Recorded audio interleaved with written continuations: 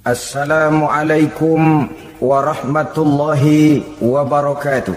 Waalaikumsalam warahmatullahi wabarakatuh. Bismillahirrahmanirrahim. Alhamdulillahi rabbil alamin. Wassalatu wassalamu ala ashrafil anbiya'i wal mursalin Sayyidina wa maulana Muhammadin wa ala alihi wa ashabihil mujahidin at-tahirin, amma ba'du.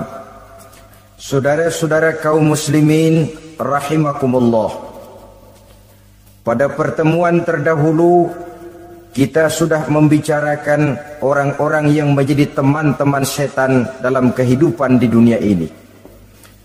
Maka pada pertemuan kali ini kita akan membicarakan tentang siapa yang menjadi musuh-musuh setan di dalam kehidupan. Dengan satu catatan, berbahagialah mereka yang menjadi musuh-musuh setan, tetapi celakalah mereka yang menjadi teman-teman setan. Bagaimanapun juga di dalam kehidupan ini, apabila orang telah memproklamirkan bendera permusuhan kepada kita, maka kita tentu seharusnya bersikap waspada dan mawas diri. Demikian juga iblis dan seluruh bala tentaranya yang terdiri daripada setan-setan. Mereka telah mengibarkan bendera permusuhan kepada Nabi Adam dan anak cucunya, kepada kita umat Rasulullah sallallahu alaihi wasallam. Akan sengsara dan celaka jika kepada iblis dan setan yang telah nyata-nyata mengibarkan bendera permusuhan itu kita mengadakan toleransi, mengadakan kerjasama, dan menjadi budak yang memperturutkan kemauan daripada iblis dan setan. Siapa yang menjadi musuh-musuh setan dalam kehidupan ini? Inilah pertanyaan berikutnya yang diajukan oleh baginda Rasul kepada iblis. Hai iblis, kalau teman-temanmu adalah seperti yang telah engkau jelaskan tadi, sekarang cobalah beritahu saya, siapa di antara umatku yang menjadi musuhmu dalam kehidupan ini? Atas pertanyaan ini iblis laknatullah menjawab, ya Rasul, musuh-musuhku di antara umatmu, pertama, anta ya Muhammad. Musuhku yang pertama adalah engkau, wahai Muhammad. Kenapa iblis mencatat Nabi Muhammad sebagai tokoh nomor satu dalam deretan musuh-musuhnya? Mudah difahami. Pertama, keberadaan Rasul merupakan rahmah lil alamin, rahmah bagi lingkungan. Yang kedua, beliau berfungsi menyelamatkan manusia dari tempat yang gelap gulita, dari tempat kesesatan menuju tempat yang terang benderang penuh berisi petunjuk dan hidayah dari Allah Subhanahu wa taala. Maka menurut iblis, inilah manusia perintang pertama atas segala daya dan usahanya menggelincirkan manusia ke jalan yang dimurkai oleh Allah Subhanahu wa taala. Kalau kita baca sejarah, risalah yang dibawa oleh Nabi Muhammad ini memang merupakan risalah yang membawa rahmah bagi alam sekitarnya. Ada sedikit perbedaan dengan risalah-risalah sebelum beliau. Sepertinya risalah yang dibawa oleh para rasul terdahulu itu mempunyai efek yang langsung pada kehidupan di dunia ini. Nabi Nuh misalnya menyampaikan agama. Hai umatku, ini agama. Umat menentang, turun banjir yang menenggelamkan orang-orang kafir. Azab diturunkan pada waktu itu juga, pada saat nabinya masih hidup. Jadi azabnya itu jenis cash, kontan. Nabi Soleh, hai umatku, ini agama. Mereka menolak, turun gempa bumi yang amat hebat menggulung orang-orang kufur. Nabi Musa, hai umatku, ini agama. Mereka menolak, sebagian ditenggelamkan di Lautan Merah, sementara sebagian lain dikutuk menjadi monyet-monyet yang hina, seperti diceritakan dalam Al-Quranul Karim. Lain dengan Rasulullah Sallallahu Alaihi Wasallam. Bagaimanapun kurang ajarnya umat yang dihadapi oleh beliau, bagaimanapun menentangnya jamaah yang dihadapi oleh beliau, azab tidak turun sepanjang beliau masih hidup. Ini merupakan jaminan dari Allah, wa ma kana Allahu liyu'azzibahum wa anta fihim. Allah sama sekali tidak akan menurunkan azab selama engkau wahai Muhammad masih hidup di tengah-tengah umatmu. Jadi keberadaan Nabi Muhammad merupakan jaminan keselamatan bagi umatnya. Selama beliau masih hidup, azab tidak turun bagaimanapun kurang ajarnya umat. Di sini sedikit bedanya dengan nabi-nabi terdahulu. Juga perbedaan dalam pola dakwah. Nabi Nuh ketika dakwahnya ditolak oleh umat, keluar doanya meminta umatnya ditenggelamkan. Tetapi Nabi kita ketika dilontari batu oleh umat, malah beliau mendoakan umatnya agar memperoleh hidayah. Oleh sikap yang semacam ini, wajar lalu iblis menganggap Nabi Muhammad sebagai musuh ranking pertama. Yang kedua, siapa musuhmu di antara umatku? Yang kedua kata iblis, musuhku Muhammad imamun adil, pemimpin yang adil. Itu yang akan menjadi musuhku di dunia ini. Putus asa iblis menghadapi pemimpin yang adil. Tipu dayanya tidak terkena, segala tingkah polanya tidak diperturutkan. Imam yang adil, pemimpin yang adil merupakan musuh daripada iblis laknatullah alaih. Apa sebabnya? Karena pemimpin yang adil mempunyai dampak dalam kehidupan di dunia ini. Melindungi orang banyak, menenteramkan orang banyak. Makin aman, tentram, tenang situasi dan kondisi, makin mudah orang melaksanakan ibadah. Makin tekun orang melaksanakan ibadah, makin dekat dia dengan Allah. Makin dekat manusia dengan Allah, makin jauh dia dari iblis. Sebab dua hal ini selalu kontradiktif. Jika kita jauh dari Allah, tentu dekat dengan iblis. Jika kita jauh dari iblis, harus dekat tentu dengan Allah. Dan begitu selanjutnya. Dalam kaitannya dengan kehidupan kita sekarang, saudara-saudara, disinilah perlunya mempersiapkan manusia. Membangun manusia itu jauh lebih sulit daripada membangun jembatan. Membangun manusia itu lebih sulit daripada membangun gedung-gedung bertingkat. Termasuk membangun dan mempersiapkan calon-calon pemimpin yang adil di masa yang akan datang. Membangun jembatan penting, tapi lebih penting daripada membangun jembatan adalah membangun manusia yang bikin jembatan. Sebab kalau manusia yang bikin jembatan tidak dibangun lebih dahulu, saya khawatir jembatannya nanti habis dimakan oleh yang bangun jembatan. Mengaspal jalan raya penting. Lebih penting dari mengaspal jalan raya, membangun manusia yang mengaspal jalan itu. Sebab kalau manusia yang mengaspal jalan bermental rusak dan bejat, saya khawatir jalan belum selesai, aspalnya habis dimakan oleh yang ngaspal. Inilah pentingnya membangun manusia pembangunan. Semua tugas-tugas besar, semua pekerjaan-pekerjaan yang baik harus berangkat dari niat yang baik, berangkat dari hati yang bersih. Siapapun adanya kita, apapun profesi kita. Yang jadi kiai, marilah berangkat dari niat yang bersih. Yang jadi mubalik, marilah berangkat dari niat yang bersih. Niatnya itu mau menghidupkan Islam atau mau cari hidup jual Islam. Kalau mau menghidupkan Islam, mari sama-sama kita berjuang. Tapi kalau mau cari hidup untuk dengan menjual Islam, minggir saja daripada nanti bikin malu. Yang mengurus masjid, mari berangkat dari niat yang bersih. Ngurus masjid itu niatnya mau menghidupkan masjid atau mau cari hidup di dalam masjid. Kalau mau menghidupkan masjid, mari. Tapi kalau mau mencari hidup di dalam masjid, tolong minggir saja daripada nanti bikin aib. Yang jadi orang alim, mari berangkat dari niat yang bersih. Jangan memperjualbelikan fatwa, yang halal dikatakan haram, yang haram jadi samar-samar, nanti membingungkan umat. berangkat dari niat yang bersih, membangun manusia. Pembangunan ini barangkali istilah yang lebih kena. Saudara-saudara kaum muslimin rahimakumullah, setiap kita pada hakikatnya punya bakat secara fitrah yang kita bawa. Bakat apapun kita ini punya. Saudara punya bakat jadi pemimpin, saudara pun punya bakat jadi pengkhianat. Saudara punya bakat jadi orang soleh, saudara juga punya bakat jadi orang salah.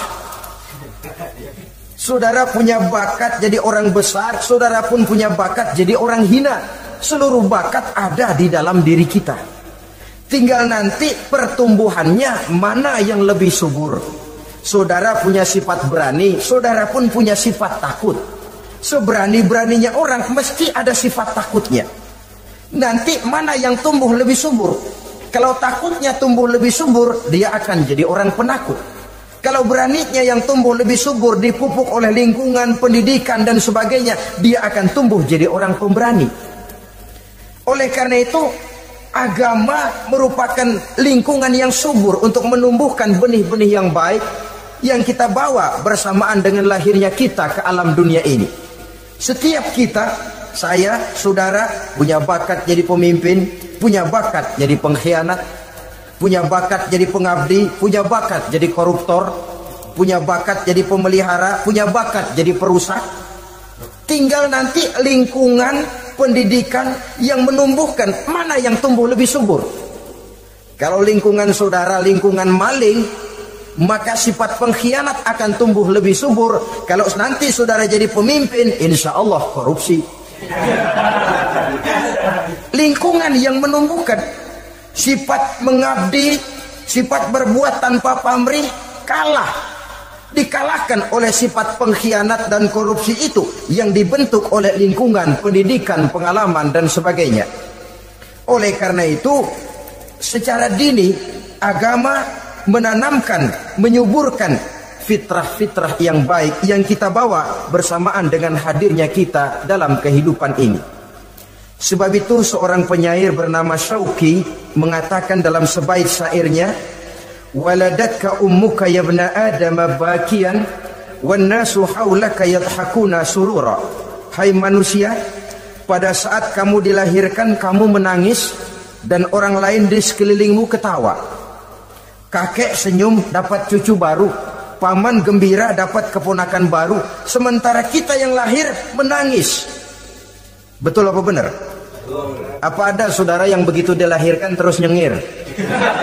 Saya kira kabur dukunnya itu. Setiap kamu hai manusia lahir dalam keadaan menangis, orang sekelilingmu tertawa. Karena itu katakan kepada mereka yang senyum di sekelilingmu, hai manusia, pada saat saya dilahirkan saya menangis dan kamu semua tertawa. Baik manusia. Tapi nanti pada suatu saat harus terjadi kebalikannya. Kalau dikala saya lahir saya menangis dan kau semua senyum, nantilah manusia. Kalau suatu saat saya meninggalkan alam dunia ini, saya akan berangkat dengan senyum dan kalian semua akan berurai air mata. Kalau perlu dari Sabang sampai Merauke kibar bendera setengah tiang. Kalau perlu, jangan terbalik, kita mati melotot orang malah gembira. Karena hidup selalu membawa sifat-sifat yang merusak. Inilah orang kedua yang menjadi musuhnya iblis dan beruntung menjadi musuh iblis. Siapa? Imamun adil, pemimpin yang adil. Saudara-saudara kaum muslimin rahimakumullah. Yang ketiga musuh iblis, ghaniyun mutawadhi, orang kaya yang rendah hati, orang kaya yang tidak sombong. Kaya apa saja, baik kaya oleh karena ilmu, orang yang kaya karena ilmu disebut orang alim. Baik kaya karena materi, orang kaya karena materi dinamakan hartawan. Baik kaya karena kedudukan, orang yang kaya karena kedudukan dinamakan pejabat. Orang kaya yang rendah hati itu musuh iblis. Beruntung dia menjadi musuh iblis. Iblis tidak senang ada orang kaya tidak sombong. Tapi iblis paling senang kalau ada orang kaya sombong. Lebih senang lagi iblis kalau ada orang miskin sombong. Masya Allah. Orang kaya sombong, walaupun iblis senang, orang masih bilang pantas saja dia sombong, kaya apaan aja punya.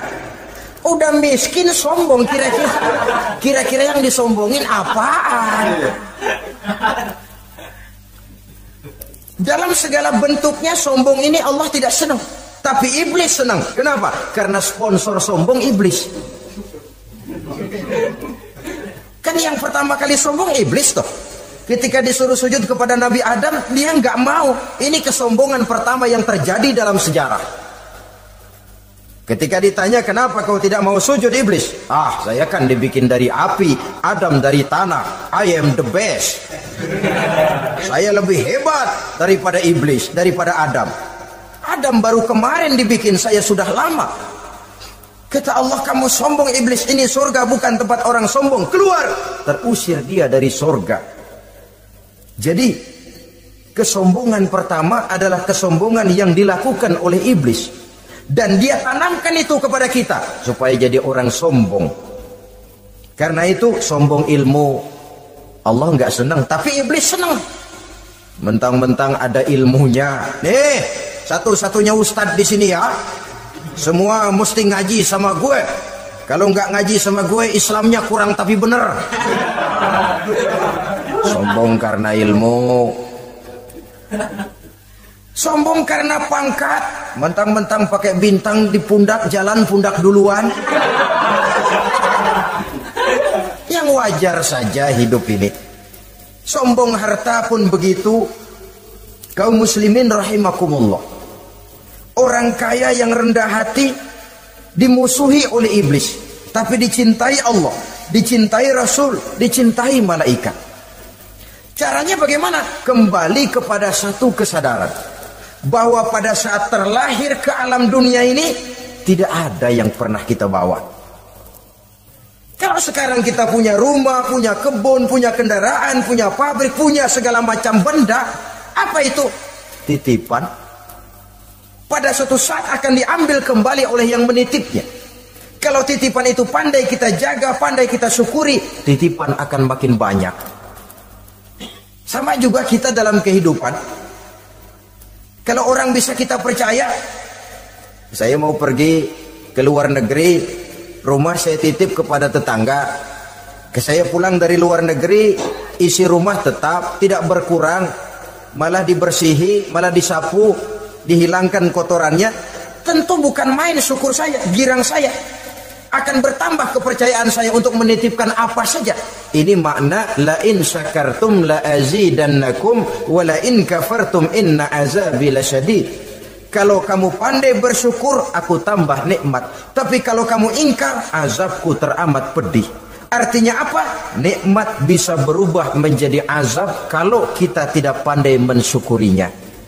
Ma'asyiral muslimin rahimakumullah, orang yang kaya ilmu lalu rendah hati, tidak selalu ingin menonjolkan diri. Ini kadang-kadang yang tanggung ini yang bikin berabe. Alim bener enggak, geblek bener juga enggak. Yang sedikit-sedikit mau nonjolin diri. Kalau enggak jadi imam enggak mau ke masjid, enggak jadi imam enggak mau ke musola. Pokoknya kalau enggak jadi imam marahan sama musola. Macam mana? Saudara-saudara kaum muslimin, rendah hati, tidak selalu ingin menonjolkan. Sebab orang yang selalu ingin menonjolkan dirinya biasanya orang yang kekurangan kepercayaan kepada kemampuan dirinya sendiri. Dia selalu ingin dinomorsatukan, dia selalu ingin ditempatkan pada ranking teratas. Dia tidak percaya diri. Orang yang percaya diri dapat bersikap wajar dalam kehidupan. Begitu juga kaya karena harta, dengan menyadari bahwa harta bagaimanapun banyaknya titipan dari Allah.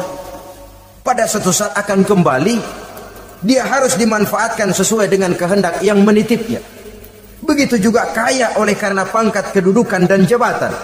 Pada suatu saat jabatan itu akan hilang dari diri kita.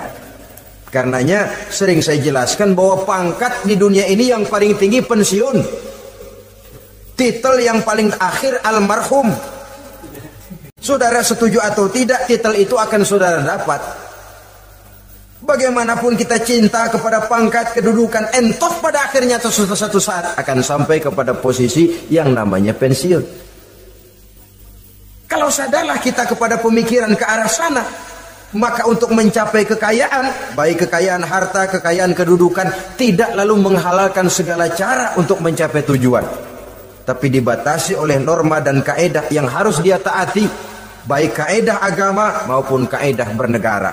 Inilah orang ketiga yang menjadi musuhnya iblis, orang kaya yang rendah hati, orang kaya yang tidak sombong.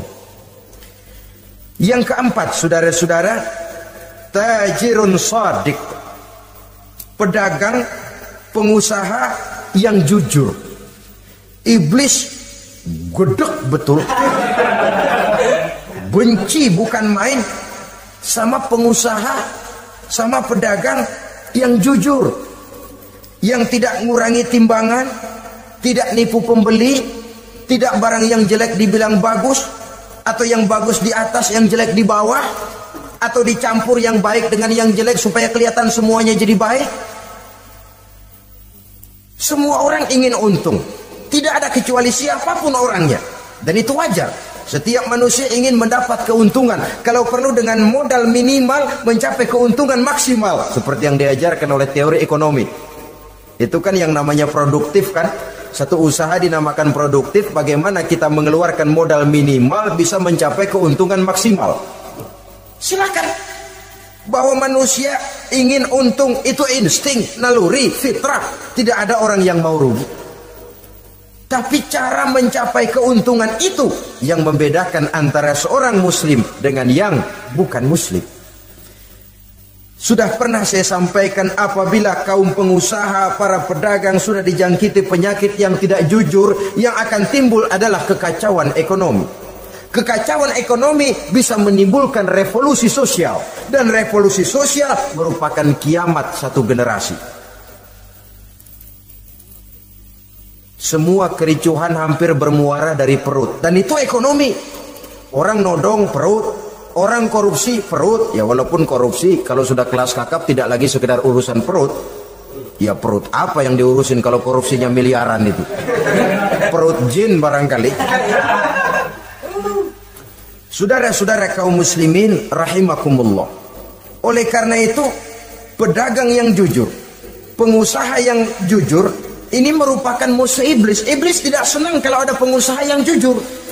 Iblis tidak senang kalau ada pedagang yang jujur. Tapi iblis akan tepuk tangan kalau pedagang sudah selingkuh, kalau pengusaha sudah nipu. Ada orang bilang, sekarang mah kalau jujur-jujur benar nggak makan apa-apa dong kita. Sebab katanya jangan lagi nyari yang halal, sekarang ini yang haram aja seret. Rupanya sering masang undian nggak pernah kena. Lalu bilang jangan yang halal, yang haram aja nggak kena-kena katanya. Sebenarnya bukan itu masalahnya, saudara-saudara. Bukan itu masalahnya. Masalahnya ialah bahwa kejujuran membawa keberkahan. Ini kalau kita berpikir dengan kacamata agama. Keberkahan merupakan sumber ketenangan.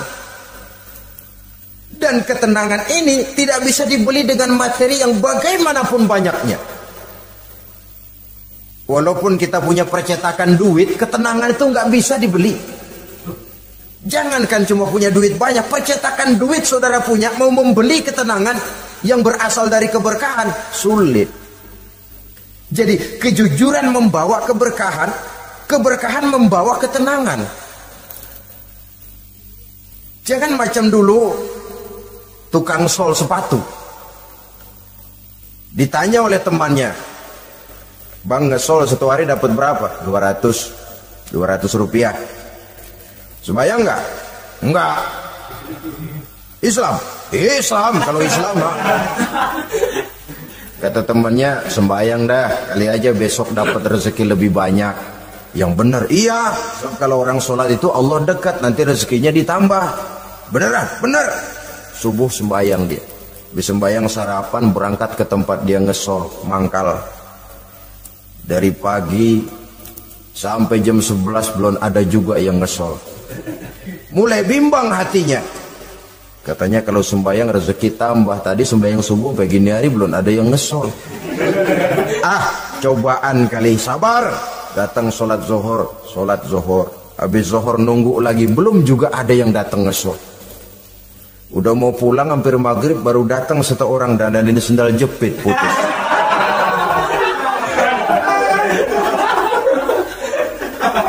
Sudah bayar 25 rupiah.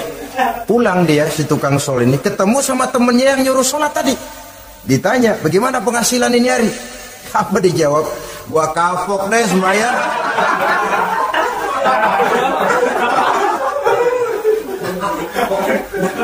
Kemarin nggak sembahyang dapat 200, sekarang begitu sembahyang jigo.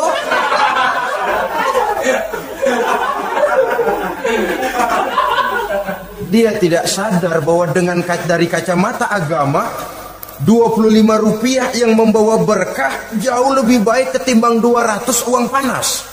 Dari kacamata agama 25 rupiah yang membawa berkah lebih baik daripada 200 rupiah tapi panas. Sebab panas menjauhkan kita dari ketenangan. Itulah sebabnya maka pedagang yang jujur, pengusaha yang jujur menjadi musuh setan dan beruntung. Sekarang jadi pengusaha jujur-jujur nggak dapat proyek, Pak. Kalau nggak bisa semur. Padahal agama sudah menjelaskan ar-rashi wal murtashi finnar. Orang yang nyogok dan orang yang disogok dua-duanya neraka. Kenapa? Join termasuk ta'awanu 'alal ismi wal 'udwan. Bertolong-tolongan dalam berbuat dosa dan kesalahan. Kalau hadiah lain hadiah. Kalau sedekah lain sedekah. Tapi yang namanya semir, suap, ar-rashi wal murtashi finnar. Saudara-saudara kaum muslimin rahimakumullah. Jadi pedagang yang jujur, pengusaha yang jujur merupakan salah satu roda perekonomian. Kegoncangan ekonomi akan menimbulkan dampak sosial yang sangat luas dan kompleks. Yang pada giliran puncaknya, dampak paling negatifnya, dia sanggup menggerakkan terjadinya revolusi sosial. Bukankah sebagian besar gerak hidup manusia dimotivasi oleh keinginan untuk mempertahankan kelangsungan hidup? Dan kelangsungan hidup artinya mulut. Mulut itu artinya perut dan itu artinya makan. Setelah itu mungkin baru pangan, baru sandang, baru dia berpikir pakaian dan sebagainya. Jadi karena dia merupakan penggerak roda ekonomi, pedagang yang jujur, pengusaha yang jujur mutlak diperlukan dalam kehidupan ini. Sebab sekali lagi kejujuran akan membawa keberkahan, keberkahan memberikan ketenangan dalam kehidupan. Oleh karenanya kita umat Islam biarin duit kita banyak asal berkah. Itu tentu idealnya. Ketimbang dikit tidak berkah, lebih baik ia banyak, ia berkah. Dan keberkahan itu datang lewat kejujuran. Kejujuran ini sudah dicontohkan oleh Rasul pada saat beliau berniaga ke negeri Syam. Dikala berumur 9 tahun, bahkan dikala berumur 25 tahun, seketika membawa dagangan Sayyidatuna Khadijah yang kelak jadi istri beliau. Saudara-saudara, kita maklum bahwa sholat merupakan sarana yang paling efektif untuk mendekatkan manusia kepada Allah. Makin dekat manusia dengan Allah, makin tidak senang iblis dan setan. Karena itu segala macam cara mereka berusaha mengaduk-ngaduk sholat kita. Dan sesungguhnya, jikalau kita mengerjakan sholat, itu kan targetnya cuma 2. Pertama, agar sholat kita itu sah. Yang kedua, agar sholat kita itu qabul, yakni diterima oleh Allah. Kalau soal sah dan tidak, ukurannya gampang. Saya kalau ditanya orang, Pak, sholat saya sah atau tidak, saya bisa jawab. Saudara, sholatnya syarat rukunnya cukup apa tidak? Cukup, sah. Itu kalau perkara sah. Tapi kalau sudah perkara qabul, Pak, sholat saya diterima atau tidak oleh Allah? Ini saya tidak bisa jawab. Kenapa? Soal qabul mencakup masalah batin. Cuma ukuran logikanya, kalau syarat rukun cukup, insya Allah qabul. Saudara-saudara kaum muslimin rahimakumullah. Oleh karenanya pada saat kita sholat, iblis, setan datang dari segala macam penjuru supaya kita kehilangan rasa khusyuk. Apalagi kalau kita jadi imam yang gerak kita, bacaan kita dilihat, didengar, disaksikan oleh orang banyak. Digodanya gerakan kita, dibolak-baliknya hati kita, supaya di dalam sholat itu banyak yang kita ingat, hal-hal yang tidak ada hubungannya dengan sholat. Kadang-kadang belum sholat kita ribut nyari pulpen, enggak ketemu, begitu takbir ingat pulpen di atas lemari. Mulai goncang lagi niat kita sholat. Kadang-kadang kalau hati tidak bisa dipermainkan, iblis berbisik lagi. Gerakan kita dalam sholat tidak mencerminkan kekhusyuan.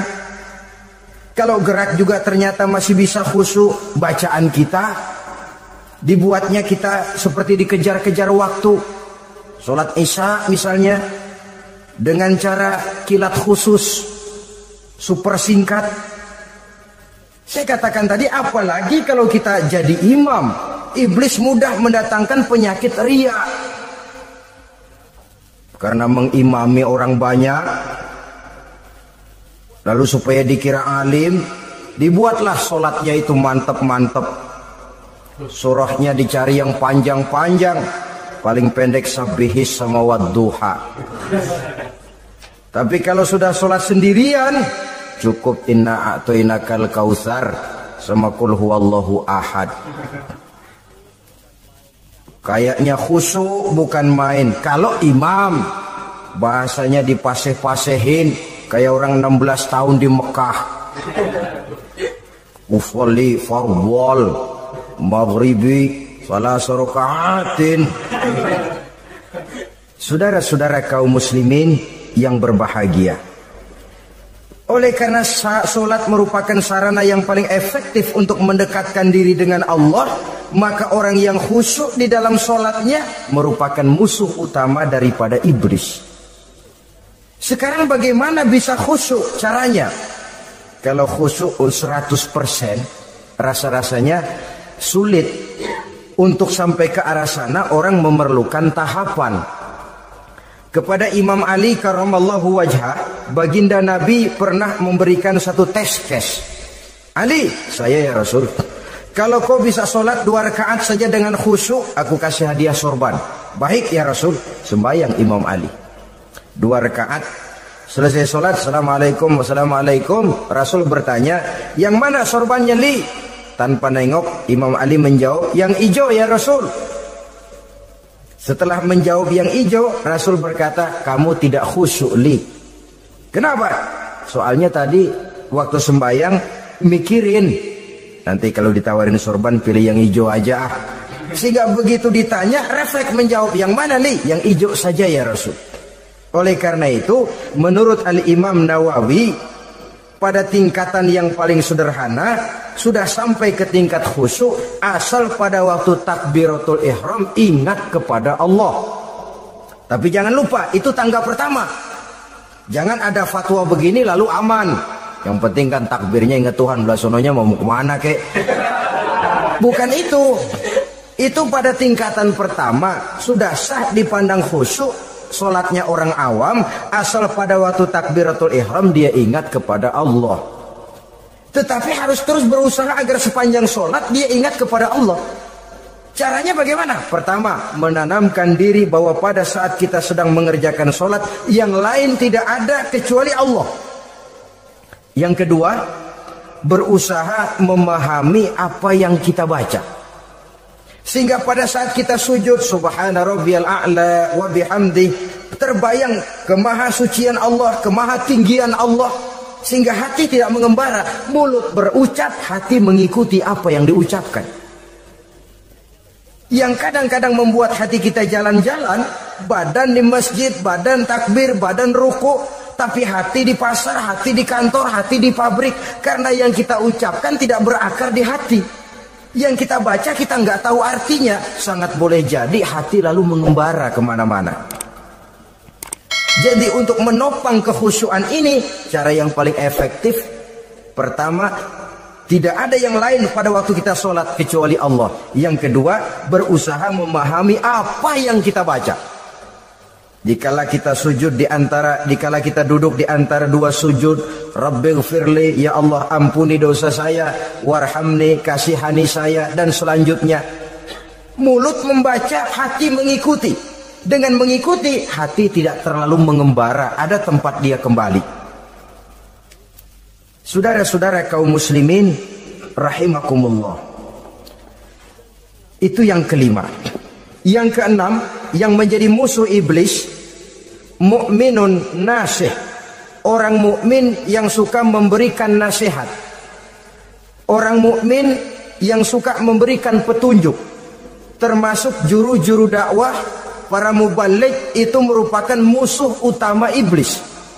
Kenapa? Tiap hari iblis kampanye. Tiap hari iblis mengajak dengan segala macam cara yang kalau perlu dia berikan kamuflase. Dia berikan fata morgana. Kalau perlu yang haram dia bungkus dengan merek halal. Kalau perlu kejahatan dia bungkus dengan baju kebajikan. Istilahnya racun diberi merek madu. Dan itu wajar. Cuma kita tentu harus punya filter, daya saring positif agar tidak salah pilih. Karena iblis ini pintar betul. Kalau kita khusyuk dalam sholat, dia tanamkan kepada kita misalnya seperti tadi itu. Sholatmu memang hebat, khusyuk. Di kampung ini tidak ada orang yang sholatnya seperti kamu. Tertanam itu dalam hati kita, timbul ujub. Akhirnya, iya, gue lihat di kampung ini kagak ada yang sembayangi kayak gua. Nah, sudah masuk iblis. Jadi dia pandai mengikuti gerak hati dan irama denyut jantung manusia ini. Kemana kecenderungan manusia, ke situ dia masuk.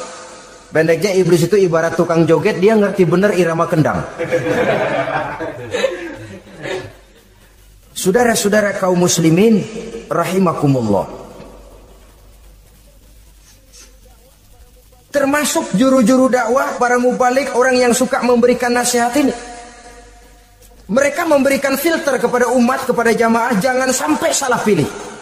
Dan iblis menyesatkan kita supaya kita salah pilih. Satu contoh ringan.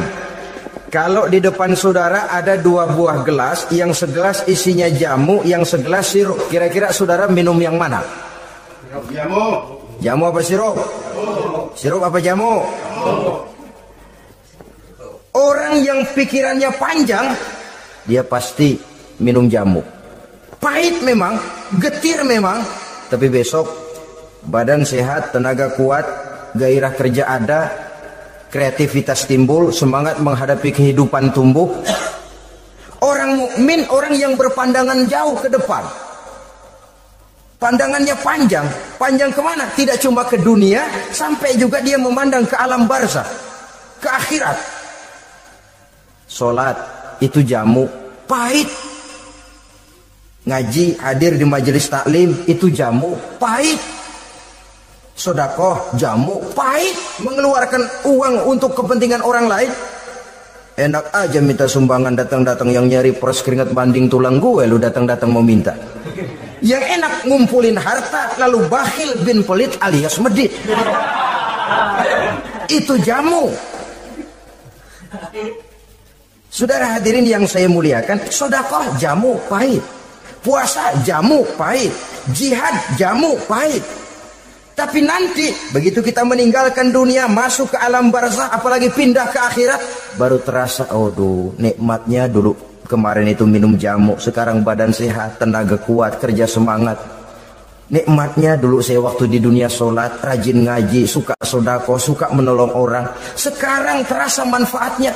Begitu saya berada di alam barzah, apalagi sudah dibangkitkan di padang mahsyar di akhirat nanti, terasa seluruh kebajikan yang saya kerjakan. Nah, orang yang berpikir jangka pendek cuma ngelihat yang ada di depan hidungnya saja. Ngapain minum jamu getir, sirup nih, manis. Dia minum, dia ambil sirup, minum, manis memang pada waktu minum, tapi besok bibir jontor.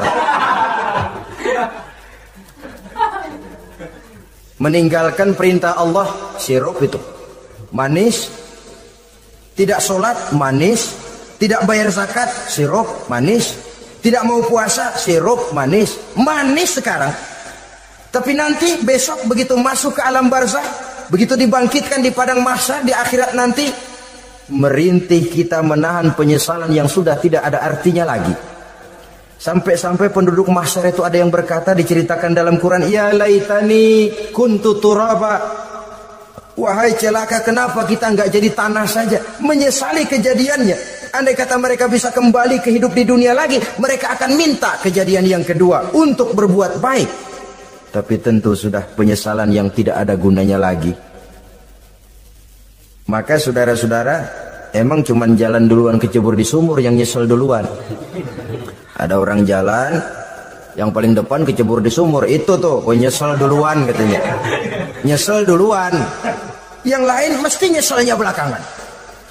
Saudara hadirin yang saya muliakan, nah, orang yang suka memberikan nasihat kepada orang lain dimusuhi iblis. Kenapa? Tentu nasihat yang membawa kebaikan. Iblis nggak senang betul itu.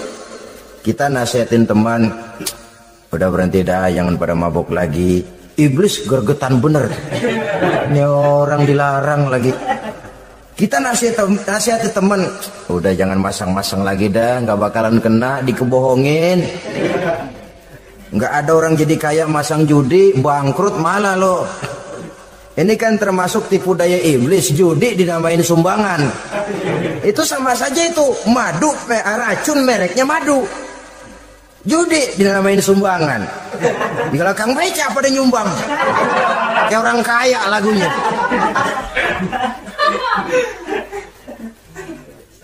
Saudara-saudara kaum muslimin rahimakumullah, adalah kewajiban kita memang untuk tawasau bil haq, saling nasihat menasihati. Setiap kita juru dakwah, setiap kita wajib menyampaikan apa yang sudah kita tahu kepada orang yang belum atau kurang tahu.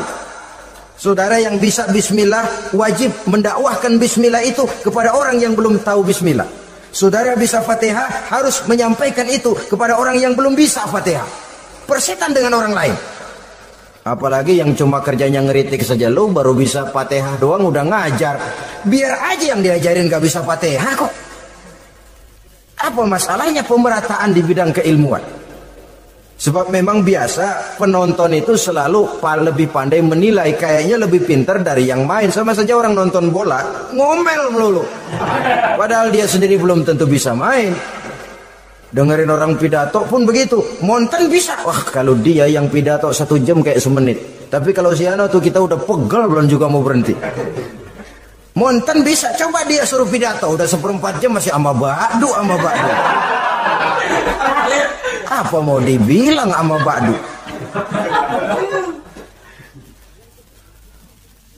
Yang ketujuh, yang menjadi musuhnya iblis, taibun sabitun ala taubatihi, orang yang bertaubat dan tetap di atas taubatnya. Secara jujur, tidak ada manusia yang tidak punya salah. Dan orang yang baik memang bukan orang yang tidak punya salah. Karena tidak ada orang yang tidak punya salah. Orang yang baik adalah orang yang apabila melakukan kesalahan dia segera sadar, dijadikannya itu sebagai pelajaran untuk tidak diulanginya lagi pada masa yang akan datang. Biasanya kita menghakimi orang pintar, kita nggak merasa bahwa kita juga punya kesalahan. Kalau kita ngelihat maling ayam kita teriak, padahal kita nyolong kambing. Lebih besar dari si maling ayam, merasa diri lebih benar dari yang lain, padahal kita lebih kotor dan lebih jelek. Hilang sifat introspeksinya. Yang kita musuhi, yang kita caci maki, tahu-tahu kita sendiri yang melakukannya. Saudara-saudara kaum muslimin, orang yang bertaubat dan tetap dalam taubatnya stabil, itu musuh iblis. Apa ada orang yang taubatnya nggak tetap? Ada. Yang istilah kita taubat sambal namanya. Kalau dia makan sambal kepedesan, taubat makan sambal. Besok mau makan kagak ada sambal, ngomel. Mana sambal? Kemarin udah taubat, sekarang mana sambal? Ini taubat yang namanya taubat sambal. Istighfar habis istighfar, nyolong lagi, istighfar lagi, besok nyolong lagi, istighfar lagi. Itu taubat yang tidak tetap namanya. Allah Maha Pengasih dan Penyayang dengan segala kebesarannya. Ia akan memaafkan segala perbuatan yang bersifat salah dari hamba-hambanya. Cuma manusia kadang-kadang yang tidak mau memaafkan dirinya sendiri.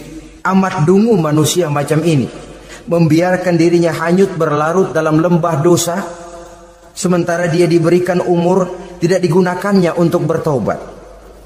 Innallaha yaqbalu taubatal abdi ma lam yugharghir. Allah senantiasa akan menerima taubat seorang hamba sepanjang nafasnya belum sampai di tenggorokan. Kalau nafas sudah sampai di tenggorokan baru berniat taubat, kasih terlambat. Kayak Fir'aun.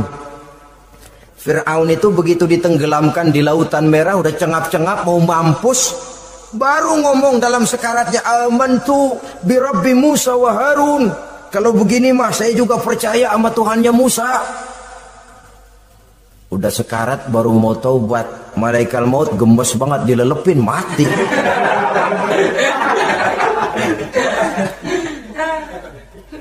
Nah, kepada adik-adik remaja, biasanya kalau sudah bicara taubat, pikiran kita, taubat mah urusan 70 tahun ke atas. Kita masih lama ini. Sebenarnya tidak.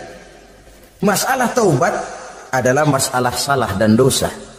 Masalah salah dan dosa adalah masalah manusia. Sejak dia akil balik sampai ajal datang merenggut nyawa. Hidup ini tidak selalu berjalan mulus.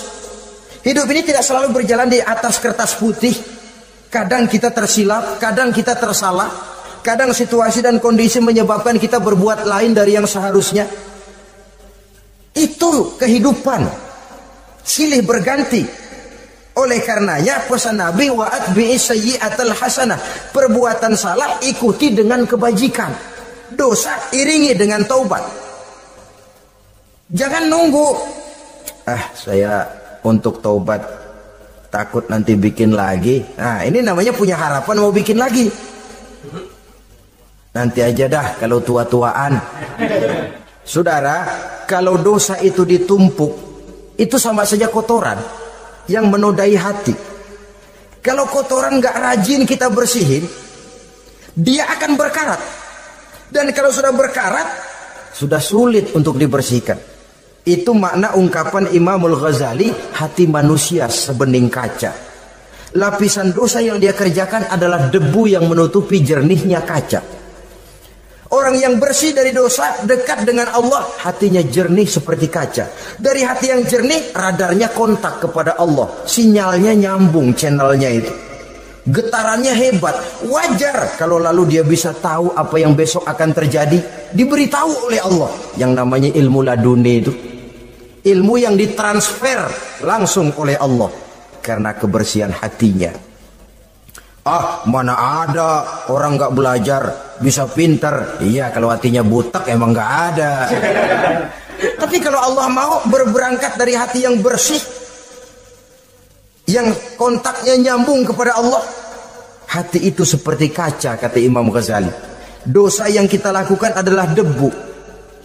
Kalau debu sedikit datang kita lap, datang lagi kita bersihin, datang lagi kita bersihin, insya Allah nggak sampai jadi noda di atas kaca itu. Tapi kalau nunggu debu itu sampai bertumpuk, besok aja ngelapnya dah, besok aja ngebersihinnya, bertumpuk dia, sulit membersihkannya. Walaupun kena, nodanya tentu tertinggal di atas kaca itu. Karena itu dalam kehidupan remaja misalnya, pemuda misalnya, kita tidak bisa menolak mode. Tidak bisa menolak musim. modenya disco, modenya breakdance, modenya joget, modenya jaipongan, mode pada waktunya habis, ya habis. Tapi bagaimanapun dia akan punya dampak, memberikan bekas dalam membentuk kepribadian. Dan ini efek yang tidak kita inginkan. Efeknya, bukan modenya itu. Jadi oleh karenanya saudara-saudara, masalah taubat bukan masalah 70 tahun ke atas, tapi masalah manusia sejak dia akil balik sampai ajal datang merenggut nyawa. Sepanjang nafas belum sampai di kerongkongan, Allah akan menerima taubat seorang hamba. Bahkan dalam hadis qudsi Allah menyatakan, "Lau amiltumul khotoya hatta mala'atis sama thumma nadimtum fataballahu alaikum." Kalaupun kamu berbuat dosa sampai penuh langit dengan dosamu, kemudian kamu bertaubat dan menyesal, Allah pasti akan menerima taubatmu. Jadi orang yang taubat dengan sebenarnya dan tetap dalam taubatnya itu musuh iblis. Tapi orang yang taubatnya angin-anginan, iblis demen banget. Dari sembahyang, besok mabok, besoknya lagi nyolong, besoknya lagi zina, besok taubat lagi. Kata iblis, surat, iya lu gocet dah Tuhan.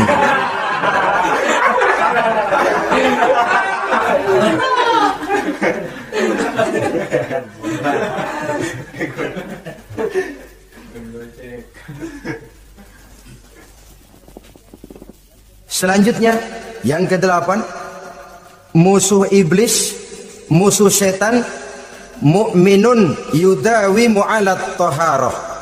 Orang mukmin yang membiasakan diri selalu dalam keadaan bersuci.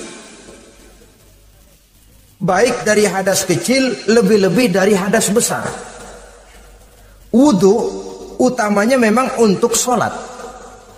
Tapi membiasakan wudu dalam kehidupan sangat baik sekali. Mau ke kantor wudu dulu, mau ke pasar wudu dulu, mau ngajar wudu dulu. Apa sebabnya?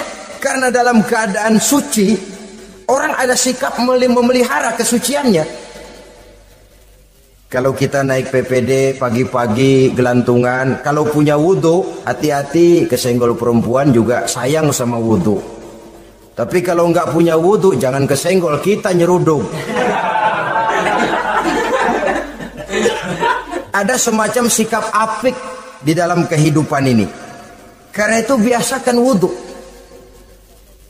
untuk menjaga kebersihan diri, kebersihan zahir, kebersihan batin, belum lagi kemanfaatan di akhirat. Sebab kata Nabi, "Inna ummati ya'tuna yaumal qiyamah ghurran muhajjalin min asaril wudu."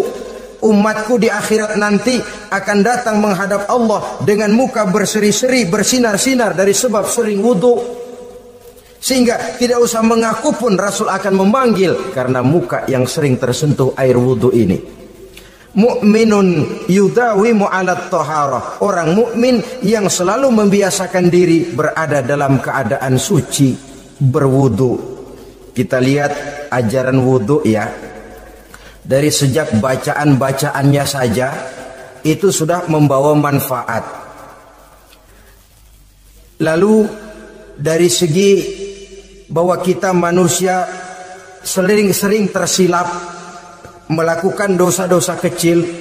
Dosa-dosa kecil itu oleh air wudu dia rontok. Tangan kita suka colak-colek. Pada saat membasuh dua tangan, Allahumma inni as'alukal yumna wal barakah wa a'udzubika minasyu'mi wal halakah. Dosa yang ada di tangan itu rontok. Mata kita suka pelotot-pelotot, nggak karu-karuan. Pada saat membasuh muka, nawaitu raf'al hadasil asghar. Dosa yang ada di mata rontok. Dari segi pembersihan batin. Belum lagi dari segi pembersihan zahir. Sehari semalam kalau 5 kali saja kita terkena air wudu, itu sudah menjaga kesehatan dan kebersihan. Saudara-saudara kaum muslimin rahimakumullah. Yang ke-9, orang yang menjadi musuh iblis yaitu mutawarra'un anil haram. Orang yang memelihara diri dari yang diharamkan oleh Allah. terpelihara dirinya, terpelihara yang dimakannya, yang diminumnya dari jenis-jenis yang haram, baik sedikit maupun banyak. Jangan cuma teriak haram waktu sedikit, tapi giliran banyak halal. Sama saja orang dikasih tahu, itu ada cerita anak-anak, Pak Haji punya anak main judi, dikasih tahu, Pak, anak bapak main judi, astagfirullah katanya. Tapi menang Pak, alhamdulillah.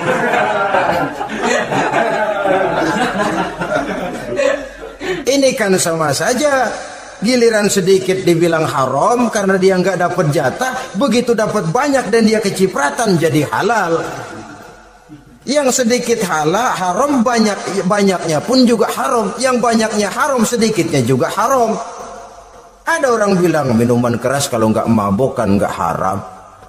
Yang memabukkan banyaknya, sedikitnya tetap saja haram.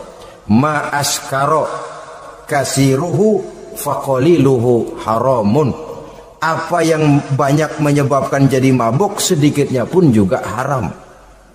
Saudara-saudara kaum muslimin, yang ke-10 yang terakhir, musuh daripada iblis ialah mukminun rahimun, orang mukmin yang berhati pengasih, orang mukmin yang suka menyambung silaturahmi, orang mukmin yang tidak suka bertengkar, orang mukmin yang tidak suka marah-marahan. Kalaupun terpaksa marah, tidak lebih daripada 3 hari.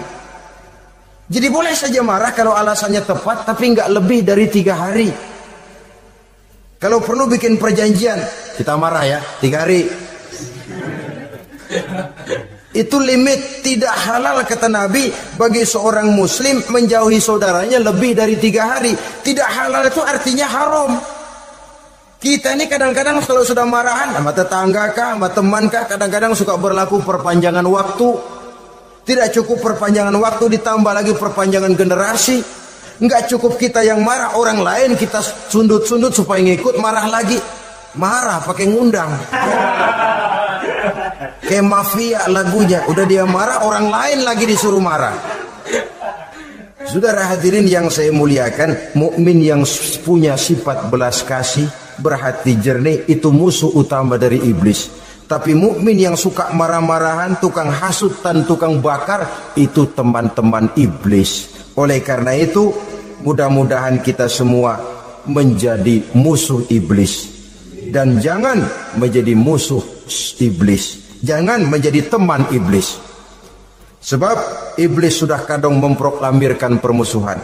Sekali dia musuh kita, selamanya dia akan tetap menjadi musuh kita. Berusahalah untuk menjadi musuh iblis, dan jangan sekali-kali toleransi. Jangan berusaha menjadi teman iblis. Inilah yang kita bicarakan pada pertemuan ini. Mudah-mudahan ada manfaatnya. Terima kasih atas segala perhatian. Mohon maaf atas segala kekurangan. Wassalamualaikum warahmatullahi wabarakatuh. Waalaikumsalam warahmatullahi wabarakatuh.